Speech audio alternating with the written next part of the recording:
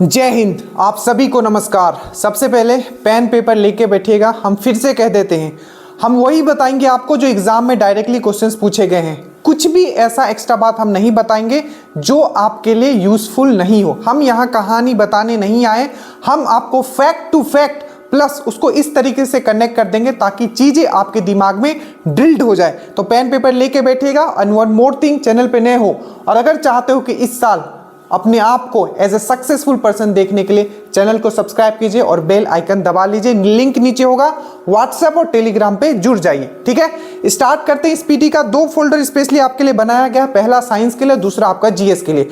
हम आपको ये प्रॉमिस करते हैं, हम ये नहीं कहते कि सब हमारे पढ़ाए में से आ जाएगा, बट हम ये कह सकते हैं कि जितना हम पढ़ा रहे हैं ये मोर देन सफिशिएंट है आपको मेरिट बनाने के लिए। ठीक है, तो ध्यान से ये कुछ क्वेश्चन है, इसको हम लोग लास्ट में डील करेंगे। जो एक टॉपिक आज हम लोग डील करेंगे वो होगा हमारा 5 ईयर प्लान। कल हमने बहुत मेहनत किया पर पता नहीं साउंड कहाँ चला गया।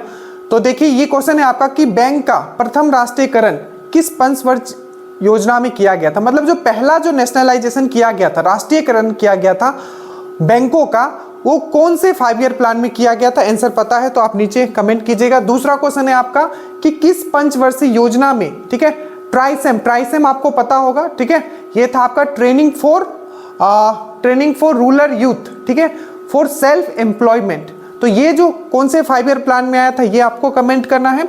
और नेक्स्ट है आपका कि किस 5 ईयर प्लान में 20 पॉइंट प्रोग्राम लाया गया था। तीनों पता है तो तीनों कमेंट करोगे। स्टार्ट करते हैं। देखिए शिक्षा समवर्ती सूची के अंतर्गत आता है, हमने कल ही आपको बताया था। ठीक है, आज इसको आप नोट बना के लिख लो। और फिर से बता रहा हूं जो हम बता रहे हैं, ठीक है, ये बहुत मेहनत किया गया है एज ए स्टूडेंट भी। ठीक है, मैं आपके सामने खड़ा हूं, मैं सच बता रहा हूं। ठीक है, और जो हम पढ़ रहे हैं यही आपका छपेगा इस तरीके से, बहुत कलेक्ट करके लिए आपको लिए लाया गया। अब सबसे पहले हम लोग बता दें आपको कि आपका जो शिक्षा जो है क्या है, वो समवर्ती सूची में आता है। किस में आता है? आपका समवर्ती सूची में आता है। चलिए इसको मैं थोड़ा बड़ा भी कर दूं, अभी आप लिख लोगे इसको। ठीक है, चलिए तो सबसे पहले हम लोग बात करते हैं शिक्षा जो है समवर्ती सूची के अंतर्गत आता है। याद रखिएगा शिक्षा जो है समवर्ती सूची हमने कहां से लिया है, याद रखिएगा हमने कहां से लिया है, ऑस्ट्रेलिया से। पहला क्वेश्चन। दूसरा क्वेश्चन, समवर्ती सूची में, ठीक है, ऑस्ट्रेलिया से तो हमने लिया है, बट किस आर्टिकल में मेंशन है, हमने कल ही आपको बताया था किस आर्टिकल में मेंशन है। तो आर्टिकल नंबर आपको क्या बोलना है, 246। क्या बोलोगे?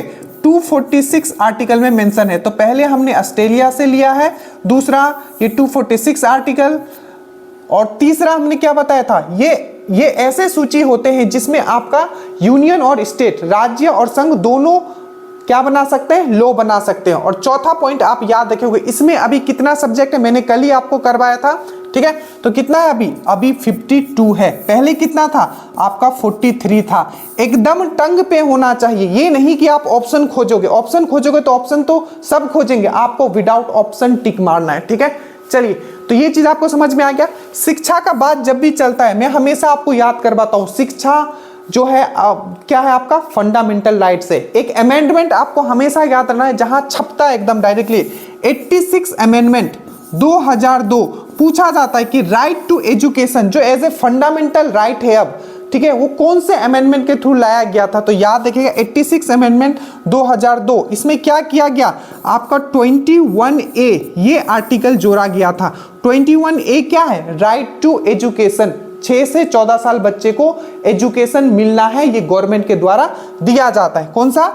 21A 86 amendment 2002। एक क्वेश्चन यहां से और पूछा जाता है, वो कौन सा क्वेश्चन है कि जो पहले जो हमारा फंडामेंटल ड्यूटीज था, क्या था पहले फंडामेंटल ड्यूटीज था, वो कितना था? 10 था। फंडामेंटल ड्यूटीज हमने कहां से लिया है, जल्दी बताइए। तो सोवियत यूनियन से लिया है। और फंडामेंटल ड्यूटीज कब ऐड किया गया? तो 42वां संविधान संशोधन में ऐड किया गया था, पहले फंडामेंटल ड्यूटीज नहीं था।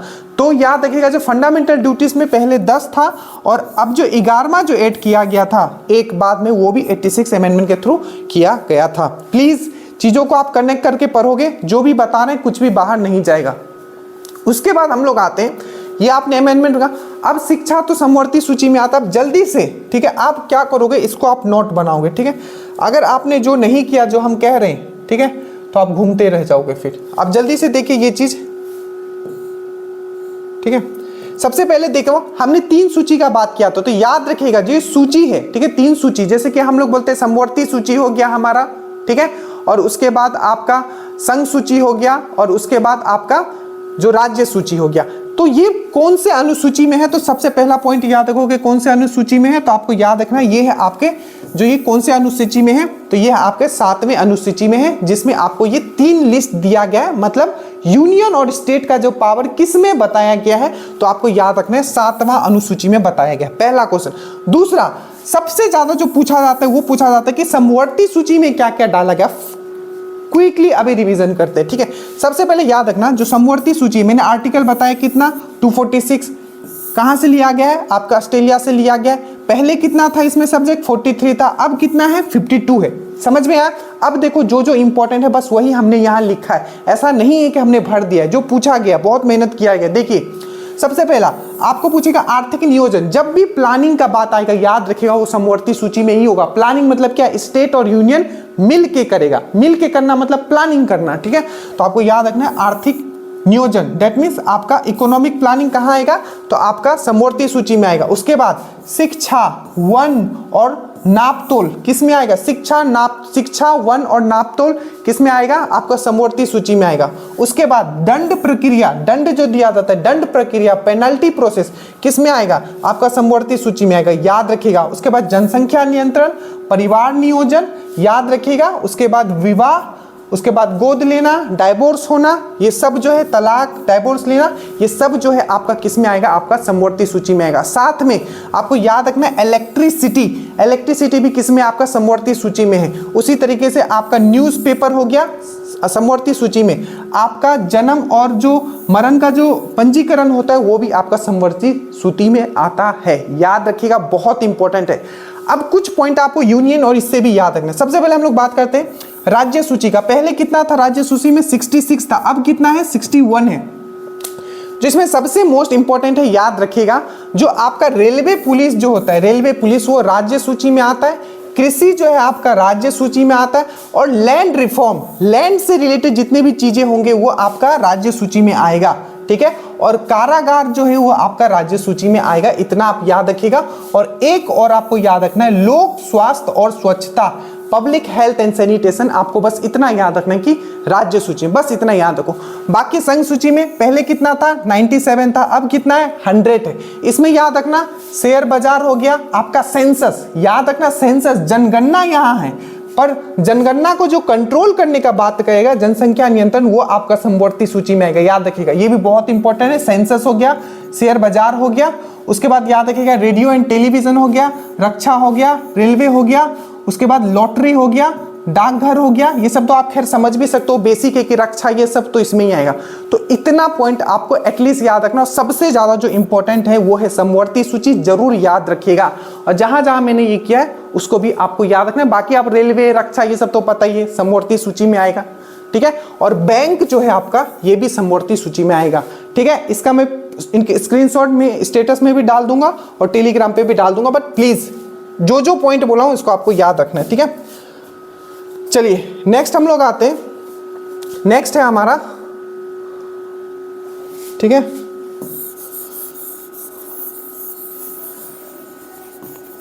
चलिए नेक्स्ट हम लोग आ जाते हैं। और प्लीज आप लोग कमेंट किया करो, बहुत मेहनत कर रहा हूं, ठीक है। एक डेढ़ घंटा का अगर कोई क्लास ले रहा है तो आप थोड़ा तो एक कमेंट कर सकते हो, बता सकते हो सर बेहतरीन क्लास है, इससे हमें भी मोटिवेशन मिलता है, ठीक है।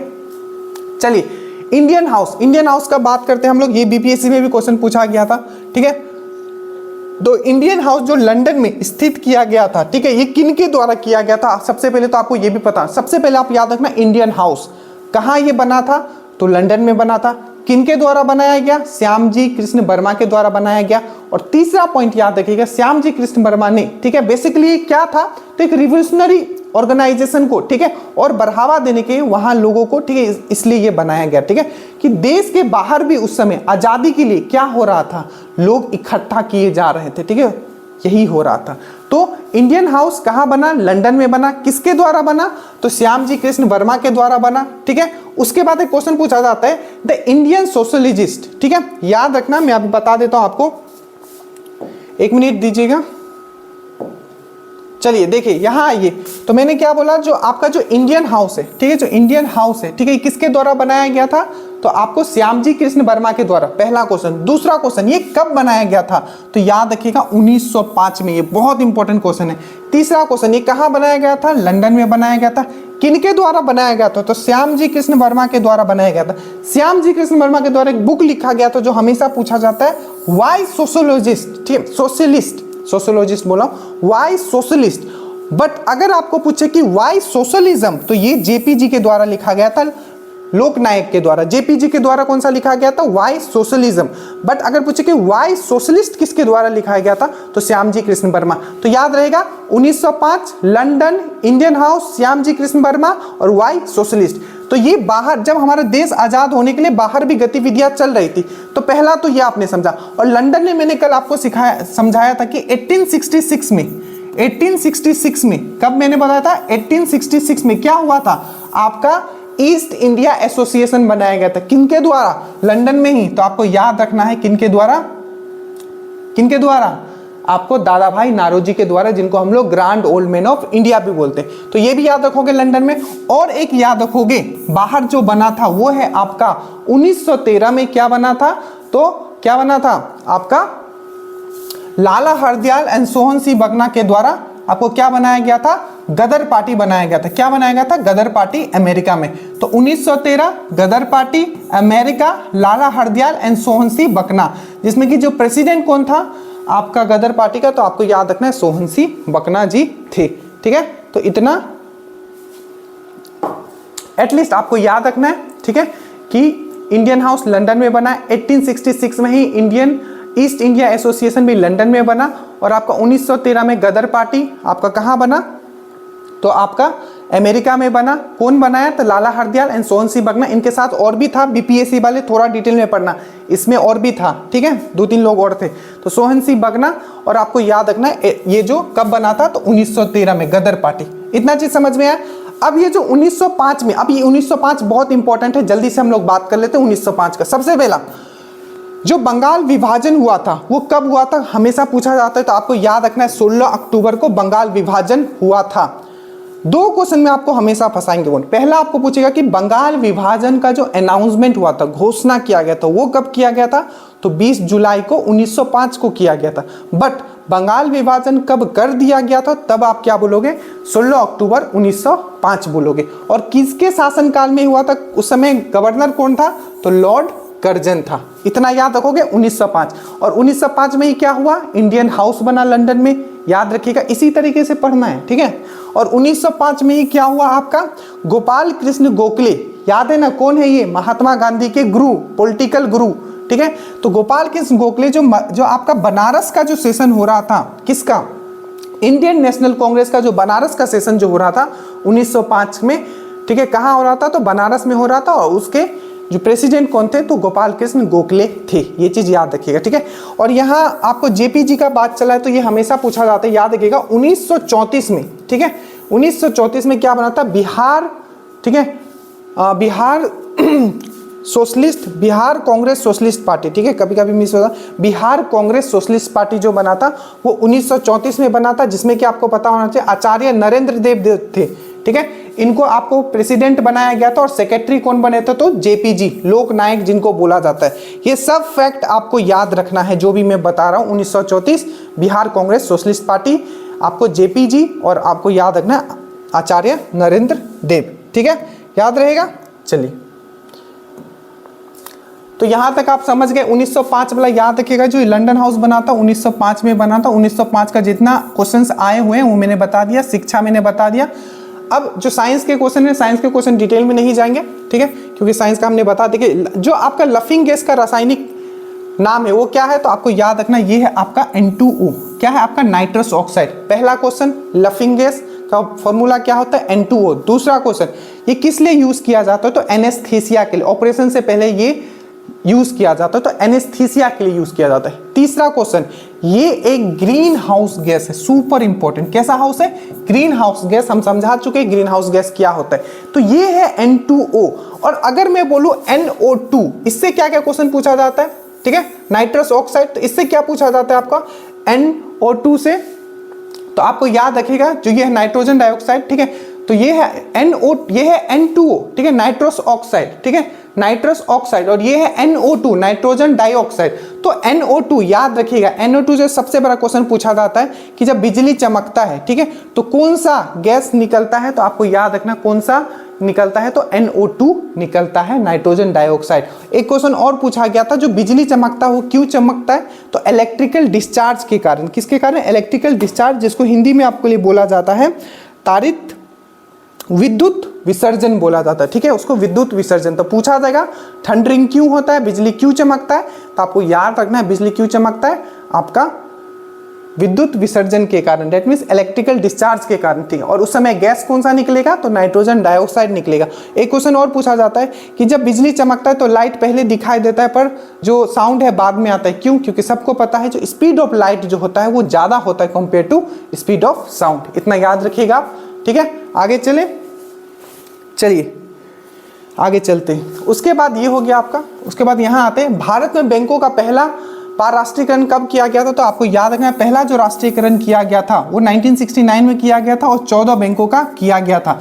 दूसरा राष्ट्रीयकरण कब किया गया था, तो 1980 में किया गया था और 6 बैंकों का राष्ट्रीयकरण किया गया था। SBI का राष्ट्रीयकरण कब किया गया, तो 1955 में किया गया है, याद रखिएगा, ठीक है। तो पहला राष्ट्रीयकरण आपको याद रखना है 1969, ठीक है, 14 बैंकों का किया गया। दूसरा आपको याद रखना है सेकंड जो राष्ट्रीयकरण किया गया था 1980, 6 बैंकों का किया गया। SBI का राष्ट्रीयकरण जो 1955 में किया गया। और अगर पूछे जो पहला राष्ट्रीयकरण हुआ था वो कौन से 5 ईयर प्लान में हुआ था, तो चौथे 5 ईयर प्लान में हुआ था। ये भी याद रखना बहुत इंपॉर्टेंट है, छोटे 4th 5 ईयर प्लान में आपका बैंकों का पहला राष्ट्रीयकरण हुआ था। इतना याद रखोगे। मुद्रा रक्षा के लेखक विशाखा दत्ता है, आप सबको पता है मुद्रा रक्षक जो बेसिकली चंद्रगुप्त मौर्य के ऊपर लिखा गया था, ठीक है।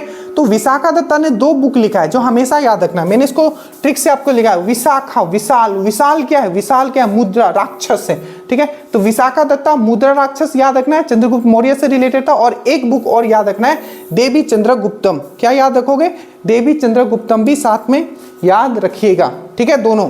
तो आपको याद रखना है विशाखा दत्ता, देवी चंद्रगुप्तम और मुद्रा राक्षा। रूसी क्रांति कब हुई थी, 1917। हमेशा मैं बोलता हूं ये दोनों साथ में याद रखना है, रूस क्रांति 1917 और आपका फ्रेंच जो है आपका वो कब हुआ था, 1789 से 1799। ये कुछ डेट आपको याद आ रहा है, 1799, 1799, 1799, ये वही है, ठीक है। क्या 4 एंग्लो मैसूर वार हुए थे, ठीक है।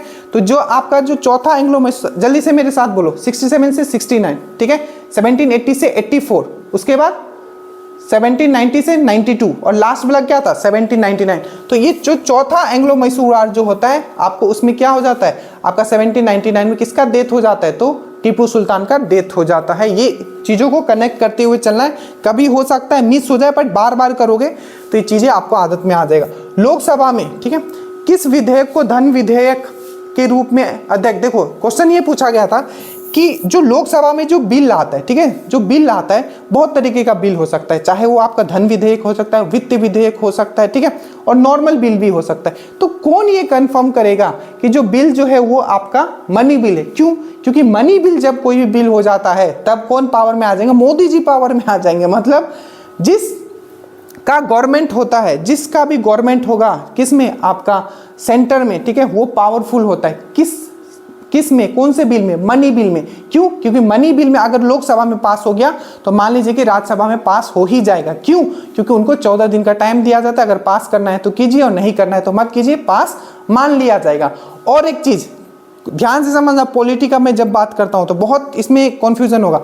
जो मनी बिल होता है याद रखिएगा, क्वेश्चन पूछा गया है किसके, ठीक है, परमिशन पे लाया जाता है, याद रखिएगा पहले आपको प्रेसिडेंट को पूछना पड़ता है प्रायर, ठीक है, प्रायर टू द इंट्रोड्यूस, मतलब पहले ही आपको प्रेसिडेंट से पूछना पड़ेगा आपको मनी बिल के लिए, उसके बाद मनी बिल लोकसभा में लाया जाता है। तो मनी बिल मतलब होता है आपका धन विधेयक, ठीक है, और जो आपका फाइनेंस बिल मतलब होता है आपका वित्तीय विधेयक, ठीक है। तो याद रखिएगा लोकसभा का स्पीकर ही ये कंफर्म करता है कि जो बिल जो है आपका, जो आपका मनी बिल है कि नहीं है, मतलब धन विधेयक है कि नहीं, ठीक है। और एक चीज याद रखिएगा, हर एक मनी बिल, ठीक है, हर एक मनी बिल जो है वो एक फाइनेंस बिल है, याद रखिएगा। बट हर एक फाइनेंस बिल जो है वो मनी बिल नहीं है। मनी बिल मतलब धन विधेयक, फाइनेंस बिल मतलब वित्तीय विधेयक, ठीक है, ये चीज आप जरूर याद रखिएगा। तो लोकसभा में किसी भी विधेयक को धन विधेयक वो है कि नहीं है, वो अध्यक्ष प्रमाणित करता है कि है कि नहीं। और कौन से आर्टिकल से पता चलता है मनी बिल के बारे में? 110, याद रखिएगा।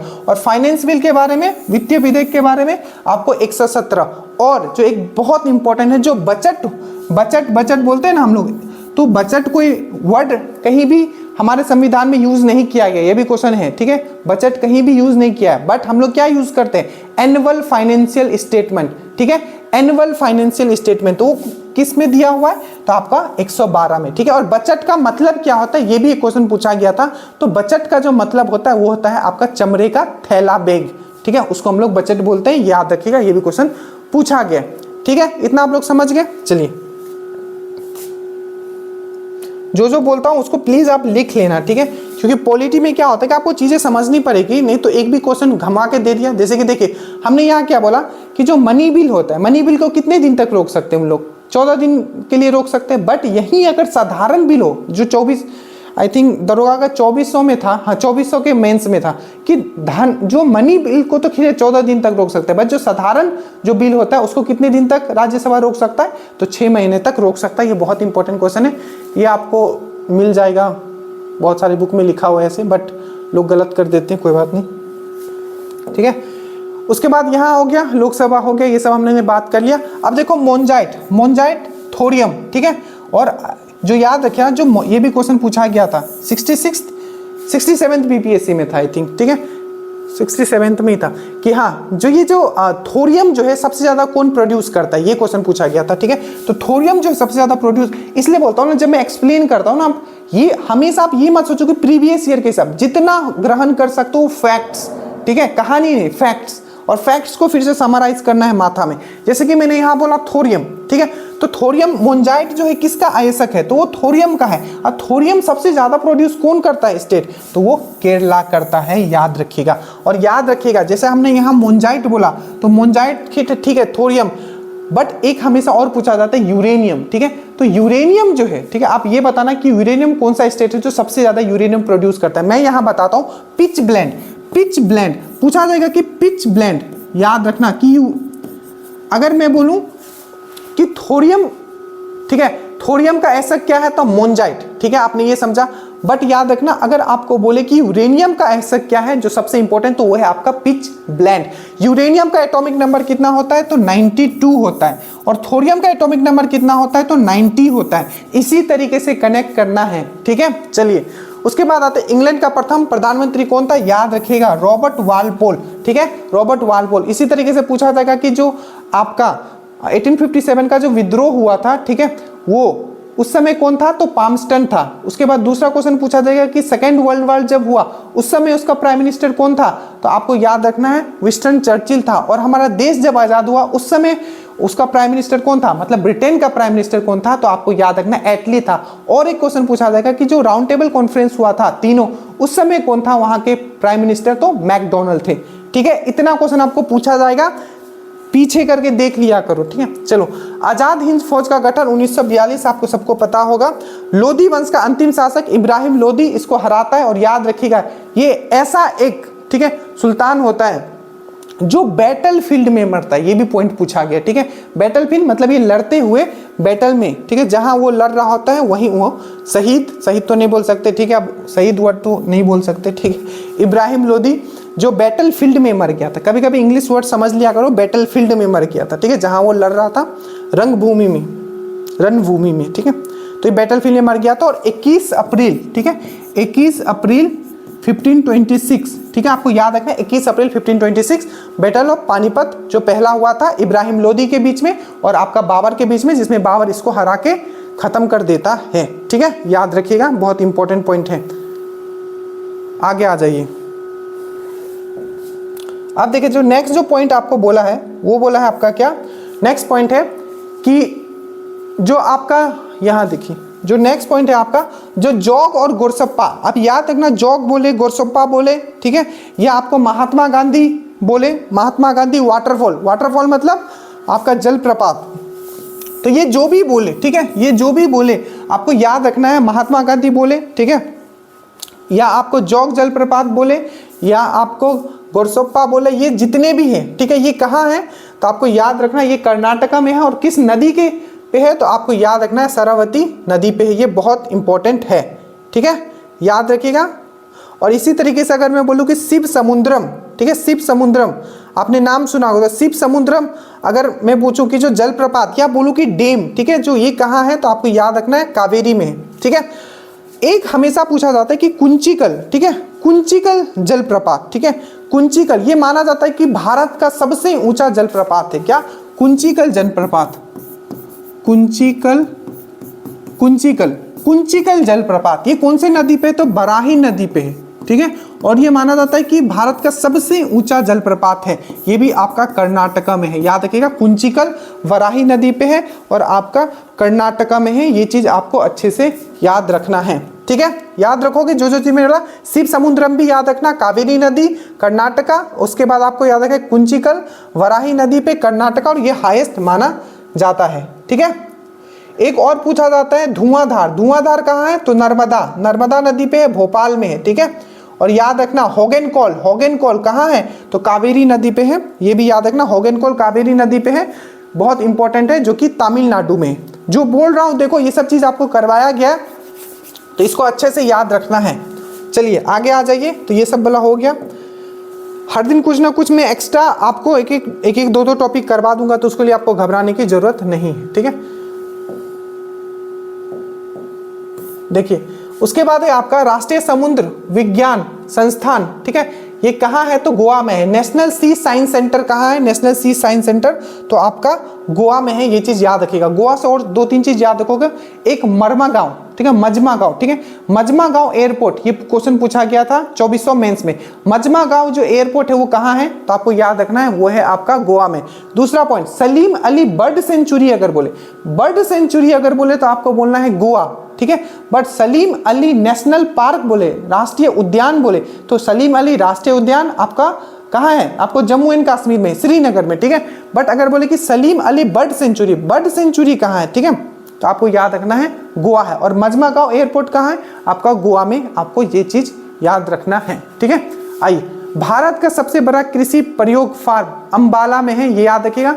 जो सबसे बड़ा कृषि प्रायोगिक फार्म जो है, इसमें डायरेक्टली आपको याद करना है वो कहाँ है? आपका अंबाला में। अब आ गया यहाँ थोड़ा सा हम लोग डिस्कस करेंगे इस क्वेश्चन में, ये है आपका उपराष्ट्रपति के बारे में कि राज्यसभा का पदेन अध्यक्ष कौन होता है? तो वो होता है आपका पदेन अध्यक्ष, मतलब होता है ex officio chairman. Ex officio मतलब जिसके लिए कोई इलेक्शन नहीं करना पड़ता उस पोस्ट के लिए। जैसे जो हमारा वाइस प्रेसिडेंट होते हैं, ठीक है, वो डायरेक्टली क्या बन जाते हैं? चेयरमैन किसका बन जाते हैं? वो आपका राज्यसभा का बन जाते हैं। तो उनके लिए उनको कोई इलेक्शन नहीं लड़ना पड़ता है, तो उसको बोलते हैं एक्स ऑफिशियो चेयरमैन, ठीक है। अब यहाँ ध्यान से समझोगे जो जो क्वेश्चन मैं बोलने जा रहा हूँ, ठीक है, इतना बुलबा रहा हूं तो थोड़ा ध्यान से समझना, ठीक है। सबसे पहले हमने क्या बोला कि राज्यसभा का जो एक्स ऑफिशियो चेयरमैन है, पदेन अध्यक्ष जो होता है वो कौन होता है? तो आपको याद रखना है राष्ट्रपति। अब सबसे पहले मैं आर्टिकल से स्टार्ट करता हूं। सबसे पहले अगर मैं बोलूं, ठीक है, यहाँ ध्यान से देखिएगा, सबसे पहले अगर मैं बोलूं, यहाँ लिखता हूं, ठीक है, कि जो प्रेसिडेंट का जो पोस्ट है, ठीक है, प्रेसिडेंट का जो पोस्ट है वो कौन से आर्टिकल में है? पोस्ट कौन से आर्टिकल में है? तो 63 में, ठीक है, याद रखना। 64 में क्या है? तो 64 में है ये वाला चीज जो ये बताया गया कि जो आपका वाइस प्रेसिडेंट होगा, जो आपका वाइस प्रेसिडेंट होगा वही क्या होगा? आपका जो वाइस प्रेसिडेंट होगा वही आपका क्या होगा? आपका राज्यसभा का पदेन अध्यक्ष होगा, मतलब पदेन अध्यक्ष होगा, एक्स ऑफिशियो का चेयरमैन होगा। तो याद रखिएगा 63 क्या बोलता है? Post of vice president. 64 क्या बोलता है? जो वाइस प्रेसिडेंट होगा वही चेयरमैन होगा, किसका? आपका राज्यसभा का। बट याद रखिएगा राज्यसभा का वो चेयरमैन तो होते हैं बट वो राज्यसभा का मेंबर नहीं होते हैं। इसीलिए क्वेश्चन पूछा जाता है कौन सा ऐसा पर्सन है जो उसका मेंबर नहीं होता है, बस उसका चेयरमैन होता है। तो आपको याद रखना है कौन? Vice president. तीसरा क्वेश्चन, ये पोस्ट है वाइस प्रेसिडेंट का जो पोस्ट है वो कहां से लिया गया है? यूएसए से लिया गया है। और यूएसए से ही हम लोग फंडामेंटल राइट्स भी लिए हैं, हमारा मौलिक अधिकार। और यूएसए से ही हम लोग प्रीएम्बल भी लिए हैं, ठीक है, प्रीएम्बल, ठीक है, प्रीएम्बल भी हम लोग ने यहीं से लिया है। हमारा फंडामेंटल राइट जो है, हमारा मौलिक अधिकार भी यहीं से लिया है। और आपका जो वाइस प्रेसिडेंट है, ठीक है, वाइस प्रेसिडेंट का जो पोस्ट है, ठीक है, वाइस प्रेसिडेंट का जो पोस्ट है वो भी हमने यहीं से लिया है। तो ये चीज़ आपको याद रखना कि वाइस प्रेसिडेंट का पोस्ट हमने कहाँ से लिया है, तो ये भी हमने यहीं से लिया है, ये चीज़ आपको याद रखना है, ठीक है। नेक्स्ट हम लोग आते हैं 63, 64, 65। 65 क्या बताता है, तो 65 ये बताता है कि अगर प्रेसिडेंट किसी कारणवश अपने पोस्ट पे नहीं है तो उस समय जो उसका कार्यभार होगा कौन संभालेगा, तो वो संभालेगा आपका वाइस प्रेसिडेंट। और कितने दिन तक संभाल सकता है, तो मैक्सिमम 6 महीना तक, क्योंकि विदिन 6 मंथ एनी हाउ आपको नया प्रेसिडेंट बना के देना है और उनको बैठाना है, याद रखिएगा। तो इतना चीज आपको वाइस प्रेसिडेंट के साथ याद रखना है। और एक चीज और याद रखिएगा, जो वाइस प्रेसिडेंट है, ठीक है, इनका इलेक्शन कौन से आर्टिकल में बताया गया है, तो 66 आर्टिकल में बताया गया है। इतना चीज वाइस प्रेसिडेंट से याद रखना, जितना दिमाग में अभी तो क्वेश्चन छपा है वो हमने आपके लिए यहाँ छाप दिया है, ठीक है। आगे आते हैं, उसके बाद हो गया आपका भारत में प्रतिवर्ष सेना दिवस। याद रखना हमने क्या सिखाया था आपको, 1584, ये चीज आपको याद रखना है। 15 जनवरी, ये डेट याद रखना, 1584, 15 जनवरी सेना दिवस, 8 ये 15 जनवरी, 8 अक्टूबर और 4 दिसंबर। तो 15 जनवरी सेना दिवस, 8 अक्टूबर एयरफोर्स डे और 4 दिसंबर नेवी डे। तो 1584 आप साथ में याद रखोगे। रक्तचाप, ठीक है, धमनियों पे उच्च होता है, ये चीज मैंने आपको बता दिया है बहुत अच्छे से। चलो एक पॉइंट यहां और याद रखिएगा, क्या रक्तचाप जो होता है बेसिकली क्या से, कौन सा इंस्ट्रूमेंट क्या होता है, किससे नापा जाता है, तो स्पाइगनोमीटर। फिर से बोलो मेरे साथ बोलो स्पाइगनोमीटर। और वही अगर मैं बोलूं कि जो आपका जो कान में लगा के आपका हार्ट पे लगाया जाता है, ठीक है, दिल का धड़कन चेक करने के लिए, वो कौन सा होता है, तो वो होता है स्टेथोस्कोप। क्या होता है, स्टेथोस्कोप। और वो किस फेनोमिना पे काम करता है, ये भी क्वेश्चन पूछा गया, तो कौन सा, रिफ्लेक्शन के फेनोमिना पे काम करता है, ठीक है, प्रवर्तन जिसको बोलते हो आप लोग। तो रिफ्लेक्शन के फेनोमिना पे कौन काम करता है, स्टेथोस्कोप, जिससे आप दिल का धड़कन चेक करते हो। और जो ब्लड प्रेशर किससे चेक करते हो, तो स्पाइगनोमीटर से। और याद रखिएगा यहाँ आर्टरी का बात किया है, दैट मीन्स धमनियों का बात किया है। और धमनियों पे प्रेशर ज्यादा लगा रहता है और ये मोटा भी होता है, ठीक है, compare to Sira, that means when के। और एक चीज आपको और याद रखना है, जो आर्टरी का अगर मैं बात करूं तो सबसे बड़ा जो आर्टरी है, सबसे बड़ा जो धमनी है, जिसको हम लोग बोलते हैं एरोटा। क्या बोलते हैं, एरोटा। कुछ भी भूल गए तो ये आपकी गलती होगी, अगर आपने नहीं देखा वीडियो तो ये आपकी गलती होगी, हमने अपना जान लगा दिया, बाकी आपके ऊपर है, ठीक है। चक्रवात, ठीक है, चक्रवात का अगर मैं बात करूं, साइक्लोन का बात करूं, आखिर क्यों प्रोड्यूस होता है, तो याद रखिएगा लो प्रेशर के कारण। किसके कारण, लो प्रेशर के कारण क्रिएट होता है, ठीक है, ये चीज आपको याद रखना है, लो प्रेशर के कारण। और प्रेशर से मैं हमेशा करवाता हूं, क्या करवाता हूं, प्रेशर का क्या यूनिट क्या होता है, तो पास्कल होता है, बार होता है, ठीक है। और 1 बार इक्वल टू कितना होता है, जल्दी से बताए, 10⁵ पास्कल। याद रखना ये भी चीज, 1 बार इक्वल टू 10⁵ पास्कल। और बार और पास्कल किसका यूनिट है, प्रेशर का यूनिट है, ठीक है, याद रहेगा। चलिए साइंस वाला हम लोग डिटेल में करेंगे साइंस वाले वीडियो में। भारत में प्रथम रेल किनके शासनकाल में चलाया गया था, लॉर्ड डालहौजी। अब जल्दी से इनका टाइम पीरियड लिखो, इनका टाइम पीरियड क्या था, इसी तरीके से पढ़ना, 1848 से 1856, 1848 से 1856। मैंने क्या बताया था, हड़प नीति किसने चलाया था, ये लॉर्ड डालहौजी ने। और सबसे पहले किसको इन्होंने हड़पा था, सतारा को, ठीक है, 1848 से 1856। सबसे पहले इन्हीं के समय में रेलगाड़ी चला। सबसे पहले जो टेलीग्राम जो स्टार्ट हुआ था, ये वाला टेलीग्राम नहीं, उस समय का टेलीग्राफ जो होता था वो किनके समय स्टार्ट हुआ था, तो वो भी इनके ही समय स्टार्ट हुआ था, ठीक है, ये चीज याद रखिएगा। हड़प नीति भी इन्होंने ही चलाया था। बहुत सारे पॉइंट है, कभी ये भी डील कर लेंगे। चलिए अब हम लोग डायरेक्टली आएंगे हमारे 5 ईयर प्लान पे, उसके बाद हम लोग डायरेक्टली क्वेश्चंस पे जंप करेंगे। अब थोड़ा सा मैं पानी पीऊंगा, आप लोग रेडी हो जाइए। चलिए उसके बाद हम लोग क्वेश्चंस पे जंप करेंगे।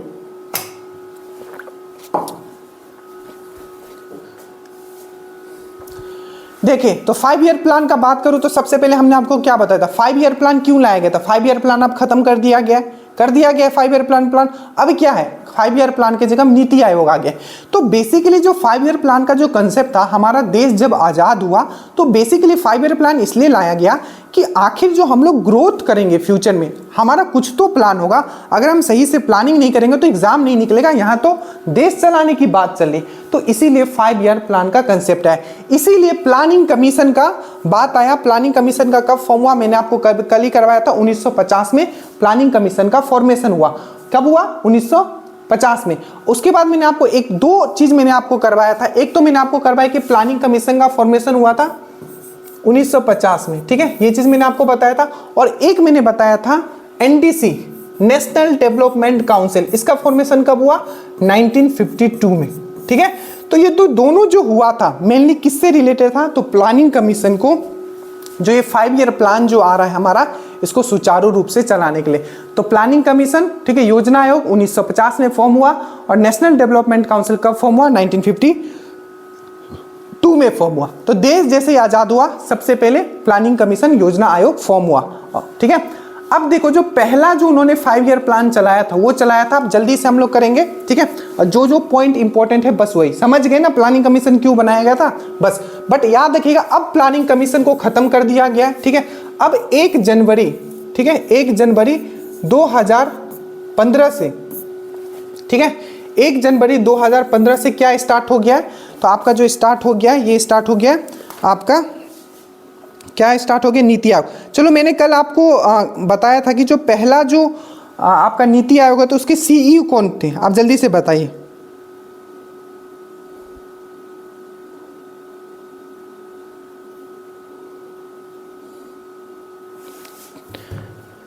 ठीक है, फोन को थोड़ा साइलेंट कर दिए। देखिए, तो अब क्या था, पहले तो था प्लानिंग कमीशन जो 1950 में फॉर्म हुआ, बट उसके बाद क्या हुआ, आपको इसको हटा के 1 जनवरी, ठीक है, 2015 से नीति आयोग आ गया। नीति मतलब NITI, national institute of transforming India.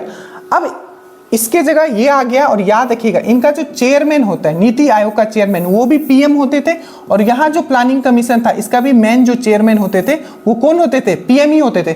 तो पहला, ठीक है, पहला चेयरमैन कौन थे आपका प्लानिंग कमीशन के? तो JL नेहरू, जवाहरलाल नेहरू। और यहाँ पहला चेयरमैन कौन होगा? आपके मोदी जी।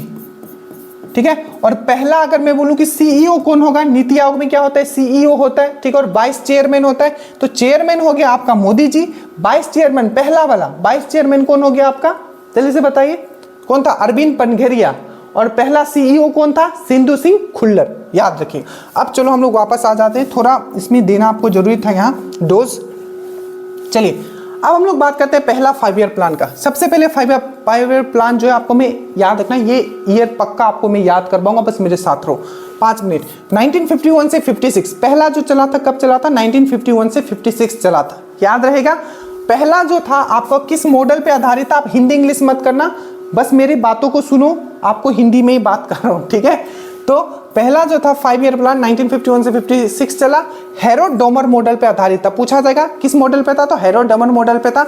और जो मेन फोकस था वो किस पे था? तो वो एग्रीकल्चर पे था, याद रखिएगा। और इसी में ऑल इंडिया खादी बोर्ड का फॉर्मेशन हुआ था। तो आपको पूछा जाएगा कि ऑल इंडिया खादी बोर्ड का फॉर्मेशन जो कि 1956, और 1956 का डेट आपको KVIC से भी याद रखना है, खादी विलेज इंडस्ट्री, ठीक है। अब अभी इतना याद रखो, सबसे पहला 5 ईयर प्लान पहला 1951 से, मेरे साथ बोलो, पहला 5 ईयर प्लान 1951 से 1956 किस मॉडल पे था? हेरोड डोमर मॉडल पे था। मेन फोकस किस पे था? तो एग्रीकल्चर पे था। इसमें क्या हुआ? तो 5 IIT बना, और उससे ज़्यादा important all India khadi board जो था 1956 में फॉर्म हुआ। बस इतना ही आपको इससे याद रखना है। सेकेंड 5 ईयर प्लान का अगर मैं बात करूं तो 1951 से 56 वो था, तो ये क्या होगा? 1956 से 61 तक ये चला था। अब एक पहला क्वेश्चन किस मॉडल पे था? तो PC महालनोबिस मॉडल पे था। मेन फोकस इस पे किस पे था? उसमें एग्रीकल्चर में था। एग्रीकल्चर में कोई चीज बचेगा, आलू बन गया तो जाएगा कहाँ? इंडस्ट्री में जाएगा, क्या? चिप्स बनने के लिए, ठीक है। तो दूसरा जो मॉडल था वो किस पे? उसमें मेन जो फोकस था वो भारी उद्योग पे दिया गया था, इंडस्ट्री डेवलपमेंट करने पे दिया गया था, ठीक है। और 3 जो आपको मेन जो प्लांट बैठे थे, ठीक है, स्टील प्लांट आपको याद रखना है, राउरकेला, ठीक है, plant, Bhilai plant, Durgapur plant. तो 3 राउरकेला, भिलाई एंड दुर्गापुर, याद रखिएगा। ये सेकेंड 5 ईयर प्लान जो आया था उसी में आपका राउरकेला वाला प्लांट, भिलाई वाला प्लांट और दुर्गापुर वाला प्लांट लगा था। याद रखिएगा, राउरकेला किसके हेल्प से? तो जर्मनी के हेल्प से। भिलाई वाला किसके हेल्प से? रसिया के हेल्प से। दुर्गापुर किसके हेल्प से? तो ब्रिटेन के हेल्प से बना था। ये चीज याद रखिएगा, ठीक है। और जो वर्ड सोशलिस्ट सोसाइटी, ठीक है, समाजवादी सोसाइटी, ठीक है, तो सोशलिस्ट सोसाइटी जो है ये वर्ड कौन से 5 ईयर प्लान में यूज किया गया था? तो ये सेकेंड 5 ईयर प्लान में। और भारत हेल्प क्लब, यही लिखा हुआ है, भारत हेल्प क्लब कौन से में? तो आपको बोलते हैं एक दूसरे को हेल्प करना चाहिए, तो दो है तो दूसरे को हेल्प करना चाहिए। तो याद रखिएगा सेकेंड 5 ईयर प्लान मेरे साथ बोलो 1956 से 61, ठीक है। किस मॉडल पे था? तो हैरोल्ड डोमर मॉडल पे था। दूसरा क्वेश्चन, मेन फोकस किस पे था? तो इंडस्ट्री पे था। 3 प्लांट बने, पहला बना आपका यहाँ राउरकेला जो कि जर्मनी के हेल्प से, उसके बाद भिलाई जो कि रसिया के हेल्प से, और दुर्गापुर जो कि आपका किसका? ब्रिटेन के हेल्प से। और जो है भारत हेल्प क्लब इसी समय बना था, और समाजवादी जो सोसाइटी है उसका भी जो ये शब्द है इस समय यूज किया गया था। नेक्स्ट आते हैं हम लोग थर्ड 5 ईयर प्लान। अब हमने पढ़ा 1956 से 61, अब क्या होगा 1961 से 1966 तक। कहाँ तक? 1961 से 1961 तक। सबसे पहला पॉइंट किस मॉडल पे था? तो गॉडगिल मॉडल पे था, ठीक है। इस पे मेन फोकस किस पे रखा गया? अब देखो आपने एग्रीकल्चर भी कर लिया, ठीक है, इंडस्ट्री भी कर लिया, तो आप क्या हो जाएगा? अब आप आत्मनिर्भर हो जाओगे।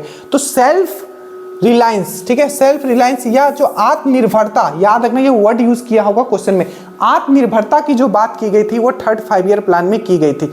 याद रखिएगा जो सबसे अनसक्सेसफुल कोई 5 ईयर प्लान था तो आपको याद रखना है थर्ड 5 ईयर प्लान था। क्यों? क्योंकि इसमें 1962 में इंडिया चाइना का वार हो जाता है और 1965 में इंडिया पाकिस्तान का वार हो जाता है, और इसी समय एक बहुत बड़ा सूखा भी आता है इसी ड्यूरेशन में। और याद रखिएगा ग्रोथ जो था ये एग्रीकल्चर में भी ये नेगेटिव में चला जाता है, ठीक है। तो पहला भी यहाँ से क्या क्या याद रखेंगे? सबसे पहले इसका टाइम पीरियड याद रखोगे। मैंने क्या बोला? 1961 से 66 थर्ड 5 ईयर प्लान। फोकस आत्मनिर्भरता, सेल्फ रिलायंस पे था। दूसरा क्वेश्चन किस मॉडल पे था? गॉडगिल मॉडल पे था। क्या हुआ था? 1962 का वार और 1965 का वार चाइना और पाकिस्तान के साथ। कौन से 5 ईयर प्लान में? थर्ड 5 ईयर प्लान में। सबसे अनसक्सेसफुल 5 ईयर प्लान कौन सा था? तो थर्ड 5 ईयर प्लान। अब इसके बाद क्या होता है? अब भारत टूट चुका है, 2 वार लड़ा है यार, समझ सकते हो, ठीक है। तो 2 वार लड़ा है। अब क्या होगा? 5 ईयर का प्लान नहीं बनाएगा। अब क्या होगा? आपका एक ईयर का प्लान चल। याद रखिएगा 3 अवकाश लिया गया था और तीनों अवकाश में एक ईयर वाला प्लान चला था। तो जो पहला अवकाश लिया गया, ठीक है, प्लान हॉलीडे जिसको इंग्लिश में बोलते हैं, पहला अवकाश जो लिया गया जिसमें 3 एनुअल प्लान चला, मतलब हर 1 साल वाला चला, ठीक है। कब से कब तक? 1966 से 69। तीसरा का क्या था? 1961 से 66। इसके बाद हर 1 साल का 3 साल तक चला। 66 से 67 1 साल, 67 से 68 दूसरा साल, और 68 से 69 तीसरा साल। तो 3 आपका 5 ईयर प्लान जो था वो एक साल का चला। मतलब जो प्लान जो था 5 ईयर के जगह एक साल वाला 3 प्लान चला, और इसको ही बोला गया पहला अवकाश काल, मतलब पहला प्लान हॉलीडे जो था यही था। आपको ये चीज याद रखना है। और याद रखिएगा अगर आपको बोलेगा राउरकेला, भिलाई और दुर्गापुर, तो ये सेकेंड 5 ईयर प्लान में चला था। बट आपको जो बोकारो स्टील प्लांट है, बोकारो स्टील में बोका था, मतलब बाद में आया, सब पहले आ गया, ये बाद में आया, बोका है मतलब, तो थर्ड 5 ईयर प्लान में आया, ठीक है। और एक चीज याद रखिएगा, पूछा जाएगा कि ग्रीन रिवॉल्यूशन, सुपर इंपॉर्टेंट, जो ग्रीन रिवॉल्यूशन था वो कौन से 5 ईयर प्लान में आया था? हरित क्रांति, ठीक है। तो हरित क्रांति जो आया था वो भी आपका थर्ड 5 ईयर प्लान में आया था, ठीक है, याद रहेगा। अब आगे चलते हैं, 1966 तक हम लोग पहुंच गए थे, उसके बाद हम लोग 1969 में आ गए, ठीक है। तो जब अब हम लोग 1969 में आ चुके हैं, तब हम लोग 1969 से जो अगला वाला जो होगा 1969 से 1974 में होगा। तो जो चौथा जो हमारा था, ठीक है, जो चौथा था ये था आपका 1969 से हमारा 74, ठीक है। अब इसमें क्या हुआ आपका याद रखिएगा, सबसे पहले आपको ग्रीन रिवॉल्यूशन याद रखना, हरित क्रांति, थर्ड 5 ईयर प्लान। अब ये चौथा वाला में बस इतना, सबसे पहले इसका डेट बस याद रखना 1969 से 1974, ठीक है। और याद रखिएगा जो 14 बैंकों का जो नेशनलाइजेशन किया गया था 1969 में, पहली बार जो नेशनलाइजेशन हुआ था वो कब हुआ था? तो आपका फोर्थ 5 ईयर प्लान में ही हुआ था, जिसमें 14 बैंकों का नेशनलाइजेशन किया गया था। और ये किस मॉडल पे था? तो अशोक चक्रवर्ती, इतना याद रखोगे तो बहुत है, अशोक चक्रवर्ती मॉडल पे था। जो क्वेश्चंस पूछे गए हैं, जो हाँ तक वो पूछ सकता है, बस उतना बात करना है, ठीक है। आपको ज्यादा नहीं देना है कि ये पढ़ लो वो पढ़ लो, ठीक है। चलिए, तो ये हो गया आपका फोर्थ 5 ईयर। अब जो मेन जो आता है आपका वो है आपका फिफ्थ 5 ईयर प्लान, ठीक है।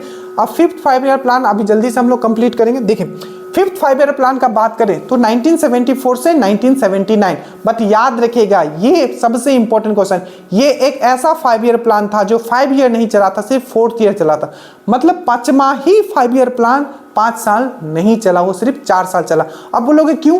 तो याद रखना है जो आपका जो 5th 5 ईयर प्लान था, ठीक है, जो 5th 5 ईयर प्लान था वो 1974 से 1979 था। बट आपको पता है, ठीक है, कि जो 1975 में क्या होता है, 1975 में क्या होता है, आपका नेशनल इमरजेंसी लगा दिया जाता है इंदिरा गांधी के द्वारा, ठीक है, क्या लगा जाता है, नेशनल इमरजेंसी लगा दिया जाता है। और 1977 में क्या होता है, आपका जो इंदिरा गांधी की सरकार है वो गिर जाती है और आपका जो जनता पार्टी की सरकार आती है मोरारजी देसाई के रूप में, ठीक है। ये इतना, ये सब जो बोल रहा हूं दिमाग में चलना चाहिए। क्या मैंने बोला, 1975 में क्या हुआ, आपका इमरजेंसी लगा, 1977 में क्या हुआ, नया गवर्नमेंट बना। तो आपको याद रखना है कौन सा ऐसा 5 ईयर प्लान था जिसमें आपका नेशनल इमरजेंसी भी लगा और नया गवर्नमेंट भी बना, तो आपको याद रखना है 5th 5 ईयर प्लान, ठीक है। कौन सा ऐसा प्लान था जो 4 मतलब 5 की जगह 4 ही साल में खत्म हो गया, तो आपको याद रखना है 5th 5 ईयर प्लान। क्यों? क्योंकि जो 1974 से 79 था, ठीक है, ये क्या हुआ, आपका 1974 से 78 तक ही चलता है, एक साल पहले ही खत्म कर दिया जाता है और जनता पार्टी आ जाती है जो कि 1977 में आ जाती है और 1978 से लेके, ठीक है, 1980 तक क्या करती है, ये रोलिंग प्लान चलाती है। कौन सा प्लान? Rolling plan. तो आपको पूछा जाएगा जो रोलिंग प्लान था, ठीक है, ये कौन से 5 ईयर प्लान में आया था, तो आपको 5th 5 ईयर प्लान में आया था। याद रखिएगा, पूछा जाएगा कि गरीबी हटाओ का नारा कौन से 5 ईयर प्लान में दिया गया था, तो आपको याद रखना है 5th 5 ईयर प्लान में दिया गया था। पूछा जाएगा कि 20 पॉइंट प्रोग्राम, यही इंग्लिश में ही लिखा आएगा, ठीक है, कि 20 पॉइंट प्रोग्राम, ठीक है, 20 सूत्री कुछ इस तरीके से भी लिखा हुआ आ सकता है, क्वेश्चंस में मैंने दोनों इंक्लूड कर दिया, बस देख लो। 20 पॉइंट प्रोग्राम, ठीक है, कब आया था, तो 1975 में आया था और कौन से 5 ईयर प्लान में आया था, तो 5th 5 ईयर प्लान में आया था। MNP मिनिमम नीड्स प्रोग्राम इसी तरीके से आएगा, मिनिमम नीड्स प्रोग्राम, ये कब आया था, तो 5th 5 ईयर प्लान में आया था, एक साल पहले ही खत्म हो गया था। रोलिंग प्लान किस में आया था, तो 5th 5 ईयर प्लान में आया था और टाइम पीरियड क्या था रोलिंग प्लान का, 1978 से 80। याद रखिएगा, इमरजेंसी और नया गवर्नमेंट किस में बना था, तो 5th 5 ईयर प्लान में। काम के बदले अनाज, ये कब चलाया गया था, तो 5th 5 ईयर प्लान में चलाया गया था। और ये 5th के आगे हम लोग कल पढ़ेंगे। बाकी आपको क्लास कैसा लगा ये बताइएगा, आपको रिपीट करके देखना है क्लास, आप बहुत चीज सीखोगे। आप एक बार ये सोचना कि आप क्या पढ़े हो इस क्लास में, कितना कंसेप्ट आप पढ़े हो, क्या 2 घंटा में भी इतना चीज कवर किया जा सकता है? बिल्कुल किया जा सकता है, ठीक है, बट हमने आपके लिए बेस्ट ट्राई किया। प्लीज बताइएगा कैसा लगा। आप जल्दी से क्वेश्चंस देख लेते हैं एक बार, ठीक है। सबसे पहला क्वेश्चन था कि इन विच 5 ईयर प्लान, ठीक है, first nationalisation bank is done. तो आपको पता है, मैंने अभी बताया, जो 4th 5 ईयर प्लान था, ठीक है, इसमें किया गया था और ये कब किया गया था, 1969 में किया गया था। अभी देखिए, मैंने अभी आपको यहां बताया था,